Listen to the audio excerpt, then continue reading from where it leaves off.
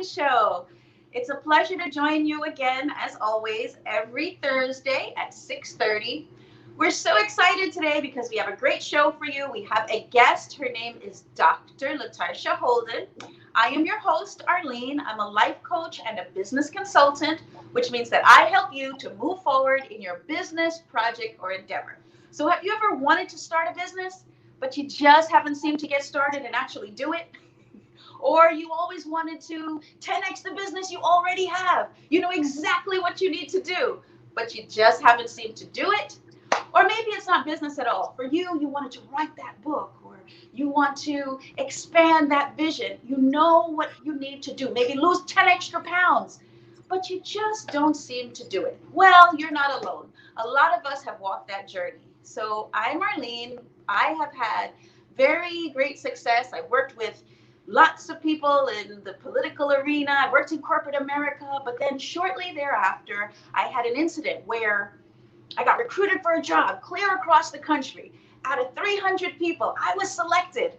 And then shortly thereafter, I was fired because the new board came in and they wanted their own person. And then subsequent to that, my mom passed away, who was the closest person to me. And so, guys, I was stuck. So what I did was I started to go to conferences and I started to get the books and listen to the leaders and go to life coaches. And I wrote a book. It's called The 10 Secrets to Overcoming Fear, Getting Unstuck, and Living Your Dreams. So today, the guest that we have with us is somebody who has overcome immense obstacles. We're going to play a little clip that she has from CBS. But before we do that, I want to let you know that she was the mother of 6 children, guys. 6. Like, I don't know if any of you out there have kids, but if you have 6 kids, that's a whole nother realm that I can't even imagine. And after having these 6 kids, she somehow went through a divorce. And so she was alone and homeless with 6 kids. And subsequent to that, she was able to help these 6 kids to cultivate a mindset of prosperity and turn her life around. She dropped out of high school in the 10th grade, guys. And with this turnaround, each one of her kids began to live a life of service as a result of her impetus. She went on to graduate with her GED from high school, and then she got her college degree, and then she got not just a master's degree, but a doctoral degree. And this lady today has run for office in her local city council and is the U.S., not just the city, but the U.S. Mother of the Year for the year 2002. I'm so excited and so honored to have this wonderful lady with us on our show today. So without further ado, I welcome Dr. Latarsha Holden. Dr. Latarsha. Hi, how are you? Great. Welcome to the Arlene Show. Thank you for having me. I'm so excited to be here.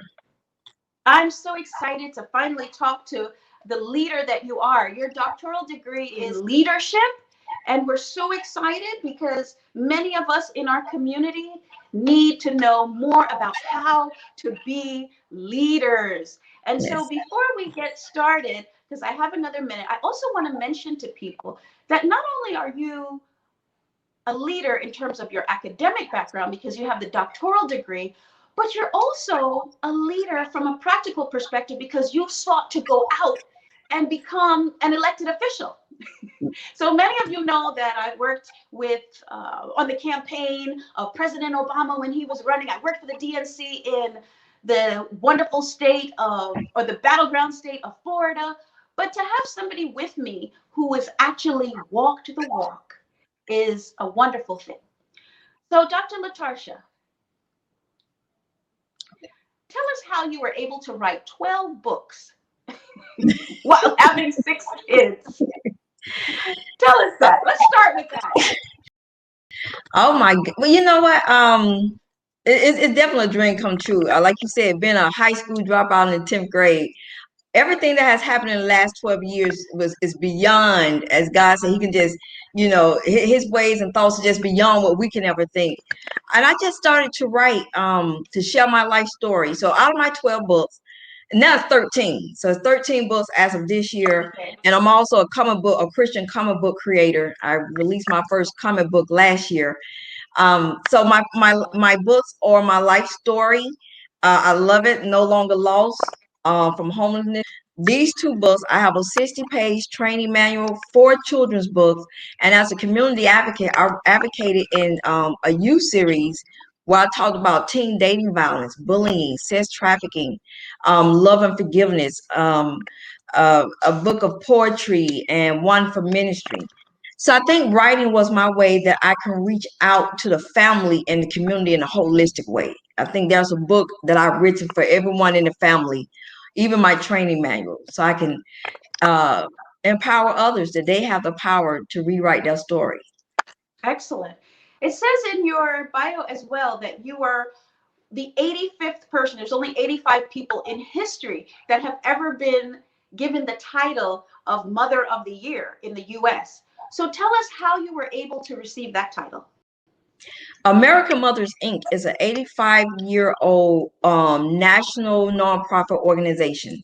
It started back when Eisenhower, I think his wife and the women of that era, what they would do, nomination would come in around the world, and they would choose one mother to represent their individual state. And then out of the 50 plus women that represent their individual states, they would choose one of us to go on to be National Mother of the Year, and that person, whoever holds that title, makes United States history. So as of last year, I became Georgia Mother of the Year, and then I was notified that out of the 50 plus women, I actually became National Mother of the Year for year 2020. Amazing, amazing. Can you, while looking back at your life, point to any one thing or any one area that you think really was the impetus for where you said, okay, this is where I'm gonna be Mother of the Year? I mean, you had 6 kids. Most people don't have 6 kids. So that in itself is an accomplishment. But is there something that you can point to that you think, okay, yeah, this is something that I've done that's worthy of Mother of the Year? Well, National Mother of the Year, out of all the mothers that have ever been. Because everybody thinks their mother is great. I think my mother was the greatest. I'm sure, if you ask anybody on the street, of course my mom yes. was the best. So you, out of everybody in the country, like, wow. Well, I mean, for me, I think the reason I was chosen for to be the national mother out of all the women for that year. Um, I think it was the thing that I taught my 6 children to be homeless, a Black woman in a major city of Atlanta, and to be homeless at 35 years old. All I had was a GED, no work history, and I'm born and raised here in Atlanta. I had no family support. But what I did to save my 6 children from the school to prison pipeline, drugs and gangs and the criminal system, I gave them the only key that I possessed, and that was service to others. So at my lowest, I taught my 6 children how to give back when they didn't have anything. And the leadership, I'm a servant leader at heart. So the leadership principles I taught them, they turned around and they're in the military. One of my children's retired Marines. He did 10 and a half years. I got a daughter in her third Yes, year your in the Army. eldest son. I saw that. Yeah, Excellent. yeah. So they're either serving in the medical field as EMTs, college students, military, You entrepreneurs, have a daughter authors. that's also in the military. Yes, I have a daughter she's stationed there by Seattle. She's been her third year now in the Army. My 19-year-old daughter is now 4-time published author. She's a youth speaker, an entrepreneur. She's about to release a board game that she's created. Wonderful. Now we have limited time with you today, Yes. and you are clearly a mover and shaker on the national scale.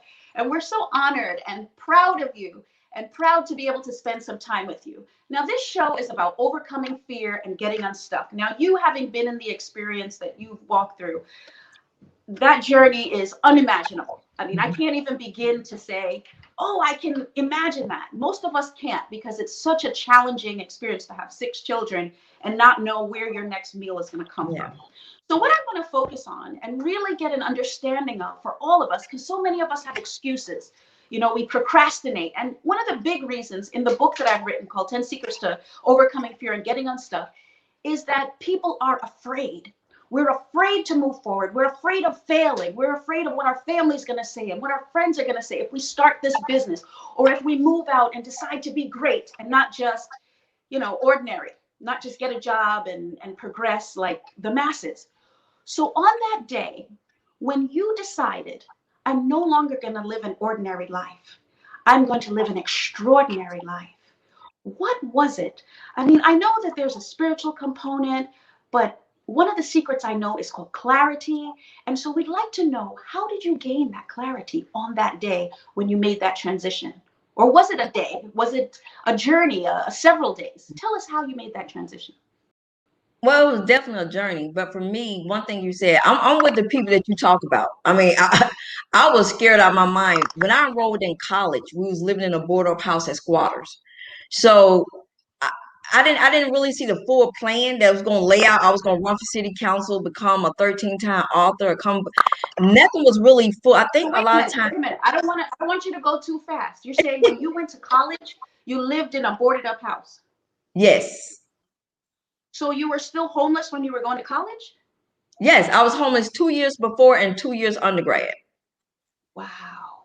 Wow. So that didn't stop you. You didn't say, well, we don't have the money, kids, we got to spend the money to eat. You said, somehow, even though we don't have the money, I'm going to go to college. How does that happen? Was there a program you did? Was there...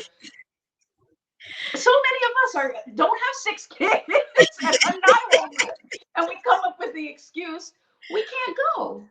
So explain that. You know what? It's funny because now I'm looking back. Well, you know what? I went to church one Sunday, right quick, and this is how it led me to college. I went to church because I started having dreams and visions. I mean, preaching and speaking, and so, but I was homeless. And so, when the female pastor came off the pulpit, I told her what I was thinking and what was going on. And I'm gonna be honest, I went there thinking she could tell me this magical answer, but she ministered to me. But then she asked a question, Arlene. She said, "Well, did you finish school?"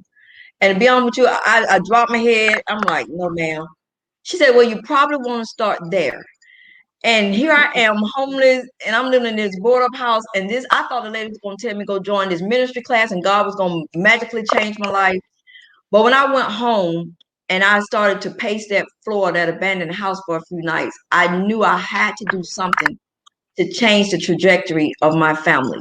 And so I went to enroll in Beulah Heights. Back then, it was Bible college. And I was shaking like a leaf with my little application. So how did you go to Bible college if you hadn't even finished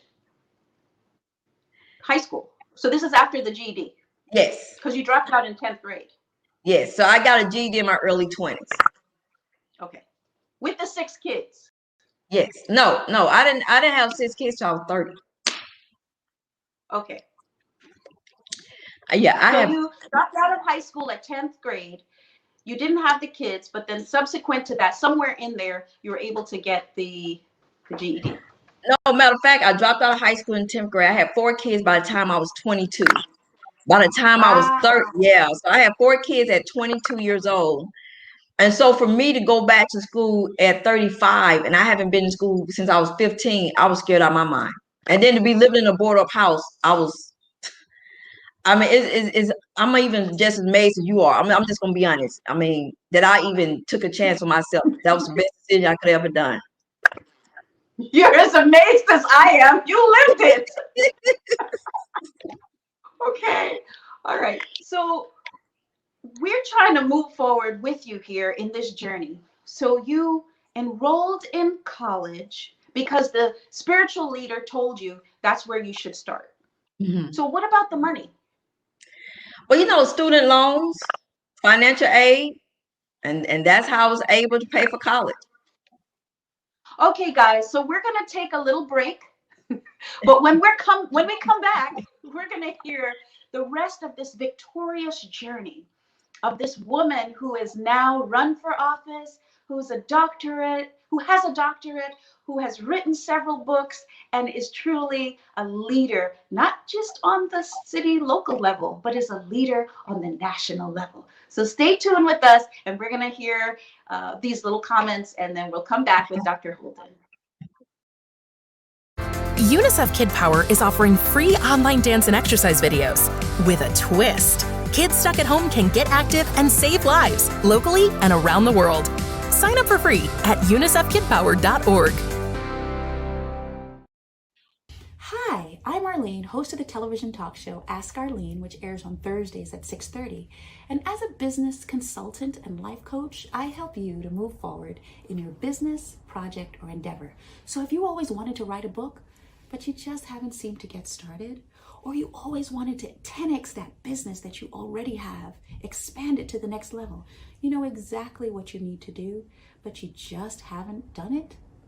Well, I've already purchased all the courses, read all the books, the Tony Robbins, all sorts. I have several degrees, including a master's degree and credits toward a doctorate. I've sat and met celebrities and done the networking. And what I've realized is what I really needed was a mastermind group of people working toward my project, my business, or my endeavor. So what I've done is met with coaches and met with experts and put them together to work on your project. So join us today for our Mastermind networking group. I'll see you there. Click the link below and join us. Hello and welcome back to our show. We're joined today by Dr. Latarsha Holden, who is one of our national leaders and our national treasure. And she's still young, guys, and here to tell us how she went from GED to PhD with 6 kids and ran for office and has written multiplicity of books. And we're here to see how we can overcome our fears and get unstuck like she has in an international and national way. Hello, Dr. Latarsha. Hi. Hi, it's been such a pleasure talking with you, and we only have a few minutes left. I know the time is going to go by fast, and I want to make sure that we go back to that question of how you were able to make that transition from being an ordinary person with all the challenges of life and then some, because you had all these children, 6 kids, to becoming an extraordinary person and living your best life. So you told us you were 22 when you had the first 4, and then somewhere between 22 and 35 you had 2 more. Yeah, 22 and 30. And 30. Okay, so what happened? What was going on? What were you thinking About when, like I said, I was married for 10 years. So when that marriage ended because of the verbal, the mental abuse, I was already, for me to drop out in 10th grade, have 4 kids by the time I turned 22. I was already a young lady that didn't have really goals and aspirations. I gave up on myself at a early age. So when that marriage ended, it just left me a shell of a person. So, and that's when and the crazy part about, I'm born and raised here in Atlanta. So I have family members, probably 100 some family members, but no one really, I would say, I guess I became the black sheep of the family. So no one really thought that I was going to make it to the other side. If they probably thought, okay, this is just something she's trying. She's crazy. But you were going through abuse. Dr. Latarsha, you were going through abuse. Is that correct? Yes. You were. Okay, so that's part of the journey. I have gone through it myself in my first marriage, where it wasn't a physical abuse, it was a mental abuse. But one of the things that happens is that they wear on you and they separate you from your family. So that part was just, you couldn't help it. You couldn't help it. Yeah. It's part of the psychosis. Yeah. Well, I mean, he didn't separate me from my family. I think my family just gave up on me. When you drop out in 10th grade and you got 4 kids by 22, I was told basically go get a job at fast food and call it a day. You'll mess up your life. So when I started to fight for my family and I enrolled in college, it was basically, what are you doing? You shouldn't be doing that. Just go get your McDonald's job. And see, that's also key. I don't want you to gloss over that. That is key, Dr. Holden. What you said, your family had given up on you because at 22, they didn't see the shine. They didn't see the glimmer. So they couldn't see what you are today when you were 22 because you had 4 kids. And that's part of the message of the show and the book that I've written, that we have all come to this earth to accomplish something great. Otherwise, we wouldn't be here. So if we're not accomplishing it now, we need to glean from your wisdom, join the mastermind group that we're providing for people, and say, how do I find that purpose? How do I find that goal and get on that journey like this wonderful woman did? So now tell us about that journey. Tell us about the latter half. Well, I think what people need to do, and what I did, I had to go back to the last place I gave up. And for me, that was starting school. And like I said, I really didn't know what that was going to end like. I'm just going to be honest. And I don't want people to think I just bounced from school to this. The journey got so hard being homeless. I mean, when you're homeless, at that time, I had 2 kids in high school, 2 kids in middle school, 2 kids in elementary. So when I say I was spread thin, and then to keep the older 4 kids from the prison, the school to prison pipeline, because you're in a vulnerable position where your children can fall off and go into that direction. It was hard. It was hard. I had to be a constant. And what's also amazing is that your children listened to you. So I worked with, after my mom passed away, I wanted to do something that I felt was of value. So I went into the high schools and I started teaching, and I would show the kids that video about the prison to school to prison pipeline.